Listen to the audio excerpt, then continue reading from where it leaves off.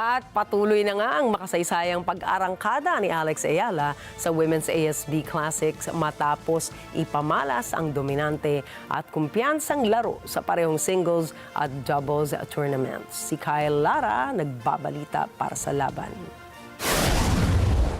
Muling ipinamalas ni Filipina tennis phenom Alex Ayala ang kanyang determinasyon sa larangan ng tennis matapos ng kanyang magiting na pagdomina sa round of 16 ng ASB Classic Women's Singles. Pinataob ni Ayala ang kanyang nakaharap na Croatian contender na si Petra Marcinko sa isang maliksing straight set win na nagtapos sa final scores na 6-0 at 6-2. Mula unang punto, malinaw ang kumpiyansa at kontrol ni Ayala sa takbo ng laban. Pinairal ang disiplinadong baseline game at matalinong shot selection na paulit-ulit na nilagay sa alanganin ang Croatian contender. Pagsampa sa ikalawang set, bahagyang nagpakita ng paglaban si Marcinko matapos makasungkit ang 2 puntos. Ngunit agad naman tumugon si Ayala nang panatilihin ang kanyang kumpiyansa at ritmo upang selyohan ang laban at ang kanyang quarterfinal spot sa women's singles. Nagbunga ang kanyang puspusang pagsasanay sa ilalim ng kanyang bagong hitting partner na tennis legend at former world number 1 na si Rafael Nadal. Nang mapansin ng mga tagahanga ni Ayala ang kanyang aggressive at vigorous stature. Hello, do you want to give it a go? Kia ora, everybody! So good. Alex, you've had a taste out here on centre court of all the different conditions. You're out here now, bit more wind, sun shining, against a former world junior number 1 as well. You knew it was going to be tough, but what a performance. How do you feel?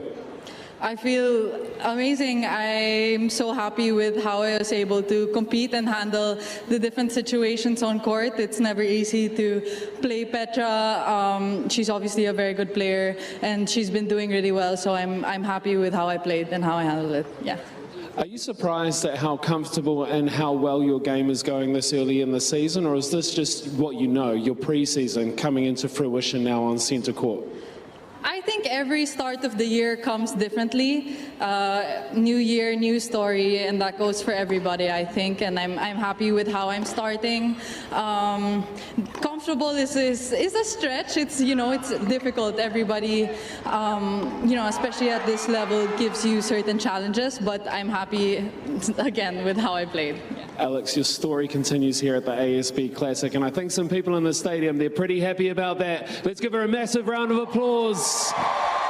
Sa kasalukuyan, nakasaad sa mga ulat na ang kanyang quarterfinals match ay gaganapin na bukas ng alas 8 ng umaga. Susunod na makakaharap ng ating Filipina phenom ang Polish tennis star na si Magda Linette.